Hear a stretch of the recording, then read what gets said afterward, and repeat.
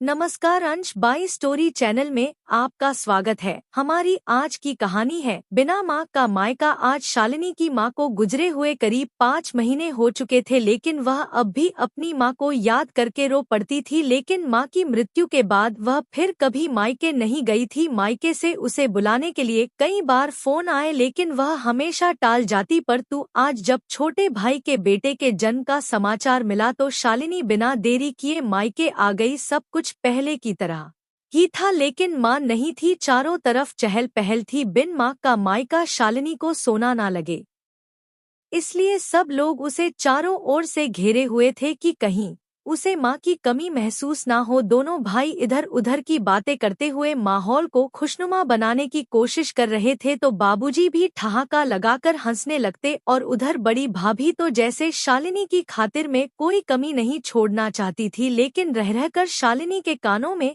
माँ की आवाज गूंजने लगती, देख शालू, तेरे लिए गुजिया बनाई है, खाकर बता तो सही कैसी बनी है। और यह दाल के समोसे खास तेरे लिए बाजार से मंगवाए, तुझे पसंद है ना। शालिनी सोचने लगी, जब कभी सब लोग बातों में मशगूल होते तो माँ पीछे से आकर अपनी शाल मुझे उड़ा देती। ना जाने माँ को कैसे पता चल जाता था कि मुझे सर्दी महसूस हो रही है। अभी शालिनी इन विचारों में गुम थी कि उसकी बड़ी भाभी आई और एक थैला उसके हाथ में देते हुए बोली, दीदी यह कुछ सूट और साड़ियाँ आपके लिए है। भाभी, मुझे तो सिर्फ माँ की वह शॉल दे दो जो माँ हमेशा मुझे उड़ाया करती थी। ऐसा कहते हुए शालिनी, जो बड़ी मुश्किल से अपने आंसुओं को अपनी आंखों में ही रोके हुए थी, अचानक फूट फूट कर रो पड़ी। भाभी ने उसके आंसू पूछते हुए उसे अपने गले से लगा लिया और फिर झट से जाकर माँ की शोल ले आई और शालिनी को ढा दी। तभी उसकी छोटी भाभी अपने नन्हे से बेटे को लेकर आई और शालिनी की गोद में देते हुए बोली, दीदी अब आपको ही इसे बुआ और दादी दोनों का प्यार देना है। अपने मायके में भाई भाभियों का प्यार और शॉल में माँ के स्नेह की गर्माहट को महसूस करते हुए शालिनी को एहसास हुआ कि उसकी माँ कहीं नहीं गई, अब भी उसके आसपास ही है। तो दोस्तों आपको यह कहानी कैसी लगी, लाइक और कमेंट करके जरूर बताएं